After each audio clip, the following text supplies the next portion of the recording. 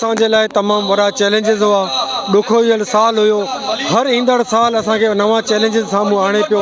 गुज़िरियल साल जेको 22 जन जो अॼु आख़िरी ॾींहुं आहे, इहा आख़िरी थोरी शाम मल्हाए रहिया आहियूं अवामी प्रेस क्लब मलीर तरफ़ां। ऐं असां शुक्रगुज़ार आहियूं उन दोस्तनि जा। पर असां इहो त यादि था करणु चाहियूं त 2022 में वॾे लेवल ते बदअमनी वधी वई, मंशात आम थी वई, कब्ज़ा वधी विया। ॿी सां गॾोगॾु जंहिं तरीक़े सां हिते माण्हुनि खे राज्यनि ऐं क़ौमुनि खे पाण में विड़हायो वियो, जंहिं तरीक़े सां लावारिस करे माण्हुनि खे जेको सो मैदान में अकेलो छॾियो वियो, असां माण्हुनि सां गॾु आहियूं, सिंध जे आवाम सां गॾु आहियूं। सिंधी क़ौम खे इहो यकीन था ॾियारियूं त जहिड़ो बि हाल हूंदो, जेको बि वक़्तु अचंदो, गॾिजी सॼी मुक़ाबिलो कंदासीं, गॾिजी मोड़ ॾींदासीं। इनशा अल्लाह चैलेंजिस खे मोड़ ॾियण लाइ असां मैदान ते आहियूं।